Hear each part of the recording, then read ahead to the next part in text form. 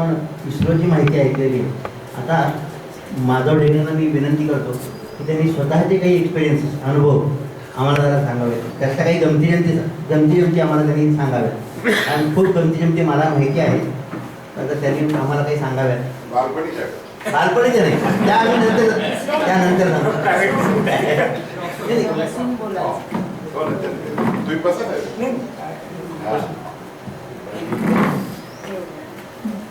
गमतीपेक्षा experience असा की space टेक्नॉलॉजीमध्ये काम करताना कधी असं वाटलं नाही की आपण अननेसेसरी बर्डन्ड आहोत, आपल्याला खूप काम करायला लागते. इस्रो, ॲटॉमिक एनर्जी, DRDO या सगळ्या संस्था जवळजवळ एकाच प्रकारे त्यांचं वर्क कल्चर डेव्हलप झालेलं आहे. आणि त्याचं कारण म्हणजे आपले जे लिडर्स आपलं जे मिळाले, म्हणजे टेक्निकल लिडर्स होते, doctor Sarabhai, professor Satish Dhawan, doctor UR राव, किंवा ॲटॉमिक एनर्जीला जसे डॉक्टर होमी भाभा, राजारामण्णा, चिदंबरम किंवा डॉक्टर काकोडकर यांसारखे. तर सुरुवातीच्या काळात आमची फर्स्ट शिफ्ट असायची, 7 वाजता ऑफिसला जायला लागायचं, 8 वाजता शिफ्ट सुरू व्हायची. फर्स्ट शिफ्ट 4 वाजता संपायची, दुसरी शिफ्ट 5:30 वाजता संपायची. मोस्ट ऑफ द टाईम आम्ही सकाळी जायचो, म्हणजे बॅचलर होतो. मोस्ट ऑफ द टाईम सकाळच्या पहिल्या शिफ्टने जायचो, सेकंड शिफ्टने किंवा थर्ड शिफ्टने म्हणजे रात्री 10 वाजता वगैरे परत यायचो. सुरुवातीच्या वेळेला फक्त मेनफ्रेम कॉम्प्युटर्स होते, छोटे कॉम्प्युटर्स आलेले नव्हते. 90-92च्या दरम्यान छोटे कॉम्प्युटर्स आले. म्हणजे आता आपल्याला कॉम्प्युटर हा प्रकार प्रत्येकाच्या घरी आहे आणि कित्येक पटीने पॉवरफुल असे कॉम्प्युटर्स आपल्याला अवेलेबल आहेत. पण तसे कॉम्प्युटर्स अवेलेबल नव्हते. म्हणजे आता IIT बॉम्बे आणि IIT कानपूरमध्ये देखील जेव्हा मी शिकलो त्यावेळी देखील EC1030 वर काम केलेलं. That was Russian computer equivalent to IBM 360.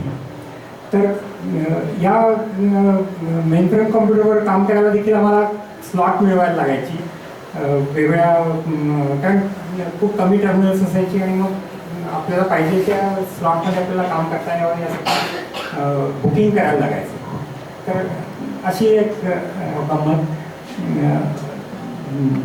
त्रिवेंद्रममध्ये गेल्यानंतर त्रिवेंद्रम हे म्हणजे 83 मधलं जे त्रिवेंद्रम होतं ते म्हणजे साधारणपणे 60 सालचं पुणं जसं असेल तसं म्हणायला हरकत नाही. आणि त्याहीपेक्षा कुठल्याही गोष्टी सहजगत्या मिळणार नाही. आणि still we have to sort of live in that condition. पण ऑफिसमध्ये सर्व प्रकारचा सपोर्ट असायचा. चांद्रयान 1च्या वेळेला जेव्हा लॉन्चपॅडवर रॉकेट उभं होतं आणि प्रचंड पाऊस चालू होता, पुढच्या 4 तासात रॉकेट लॉन्च करायचं होतं. आणि त्यावेळेला असं लक्षात आलं की त्याच्यात जे प्रॉपेलंट लोड केलेलं आहे एका स्टेजमधल्या प्रॉपेलंटचं प्रेशर कमी होते. आणि मग चेअरमन वॉज रिअली वरीड की now whether we have to launch or not. त्यांनी आमच्या सगळ्या मिशन टीमला सांगितलं की how much time it will take to bring down that come down that pressure below the threshold, आणि तेवढ्या वेळात आपण हे लॉन्च करू शकतो का. आणि because total vehicle duration is only 20 minutes, त्याच्यानंतर लॉन्च व्हेकलचं काम संपतं. आणि मध्यरात्री आमच्या सगळ्या मिशन टीम्स, ॲनालिसिस टीम कामाला लागल्या. We have to analyse everything. We gave feedback की this much pressure reduction is sufficient, there is no harm. आणि मग चेअरमनने it was a risky decision but he has taken a decision that yes will go ahead. Otherwise, we had to again destack. We had to look for some other date for relaunch. अशी एक गंमत. प्रत्येक launch नंतर केव्हाही जरी ते launch झालेलं असलं तरी we continuously get quick look data when the launching is going on. All that parameter, all those parameters, hundreds of parameters are telemetered to the ground station. आणि तो डेटा आम्ही कंटिन्युअसली याच्यावर बघत असतो आणि नंतर तो इमिजिएटली आम्हाला अवेलेबल केला जातो सगळ्या सायंटिस्टना. Then the quick look data analysis starts. म्हणजे लॉन्च संपल्या थोडंफार जल्लोष असतो की लॉन्च सक्सेसफुल झालं. पॅरलली सगळ्या टीम्स कामाला लागतात.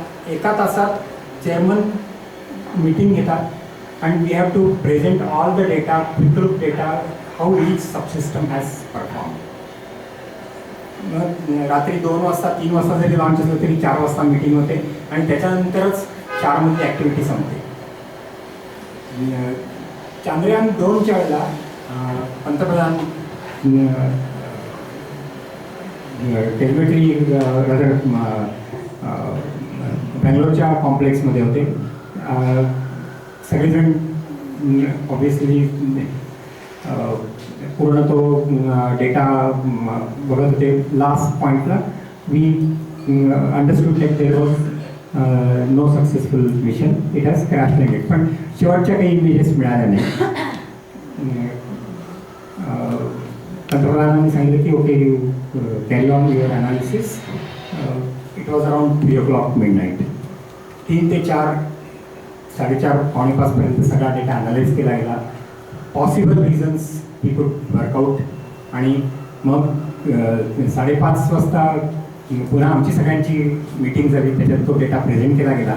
6:30-7 वाजेपर्यंत तो डेटा डिस्कस केला गेला आणि त्याचं प्रेझेंटेशन प्राईम मिनिस्टरसाठी तयार केलं गेलं आणि मग ते त्यांना प्रेझेंट केलं गेलं. Then he of course consoled all the scientist की okay no problem, go ahead.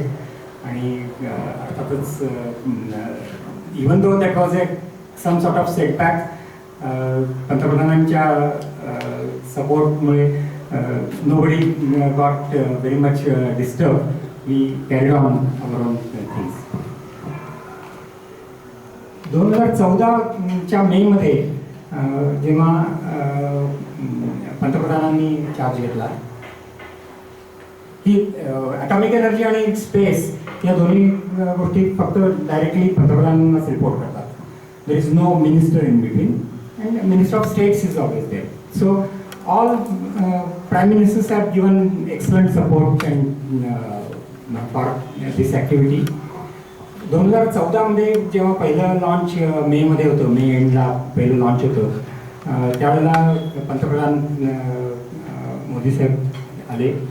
त्यांच्याबरोबर आमची एक आदल्या दिवशी मीटिंग झाली. त्यावेळेला प्रेझेंट केलं गेलं की what is space activity, what kind of things, what kind of data we generate and how it gets analysed by various agencies.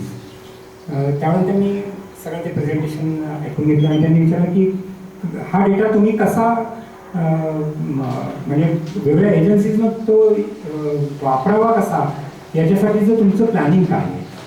तर ऑब्वियसली हा डेटा सगळा स्टेट गव्हर्नमेंट, सेंट्रल गव्हर्नमेंटला आम्ही हँडओव्हर करतो. No it is their job. आमचे training sessions असतात, सगळं काही असतं. पण पंतप्रधानांनी सांगितलं की no, we have to have working teams, working with cabinet secretary level people and scientists, 4-5 member team. जवळजवळ 100 टीम्स फॉर्म केल्या गेल्या and they had to give a report.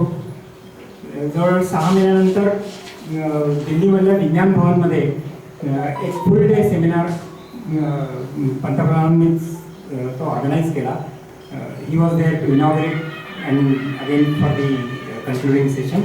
आणि त्याच्यात या सर्व सेक्रेटरी लेवलच्या लोकांना त्या वर्किंग टीम्सच्या थ्रू प्रत्येक डिपार्टमेंटच्या म्हणजे कम्युनिकेशन डिपार्टमेंट असेल, टुरिझम डिपार्टमेंट असेल, रेल्वे डिपार्टमेंट असेल, त्यांच्या काय एक्सपेक्टेशन्स आहेत, त्यातल्या इस्रो काय काय करू शकतं आणि कुठल्या कुठल्या गोष्टी करता यायला पाहिजेत अजूनही, याच्यासाठीचं फक्त क्रिस्प 7 ते 10 स्लाइड्समध्ये यांना प्रोजेक्शन द्यायचं. So this is how then onwards more than 100 teams are working in the background to utilize this data appropriately at central level and state level. So this is another thing, bridging the gap between scientists and users. Okay. अशा प्रकारे अशा खूप गोष्टी एक अर्थातच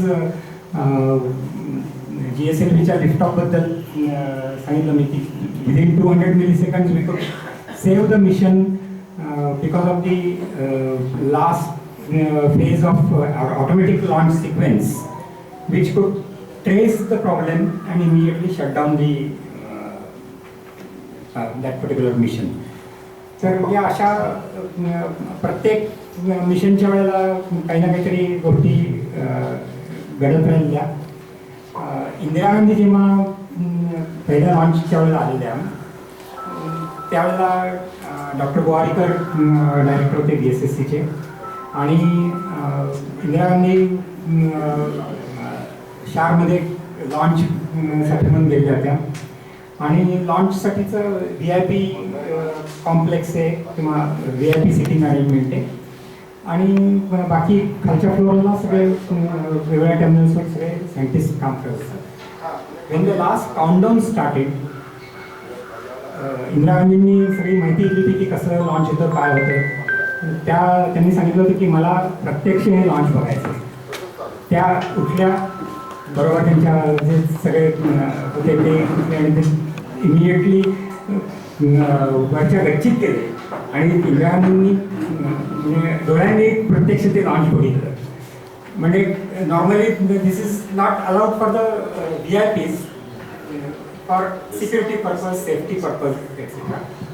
आता अर्थातच सगळ्या सेफ्टी मेजर्समुळे शारमध्ये एक व्हिजिटर्स गॅलरी केलेली आहे की जिथं 4-5 हजार लोक जवळ 10 किलोमीटर अंतरावरून ते लॉन्च बघू शकतात. तसंच त्रिवेंद्रममध्ये देखील जे आमचं साऊंडिंग रॉकेट स्टेशन आहे तिथं दर महिन्यातनं एकदा एक छोटं रॉकेट लॉन्च केलं जातं आणि that is again open to all the public students सगळ्यांसाठी ते लॉन्च ओपन असतं. जवळ 100 ते 200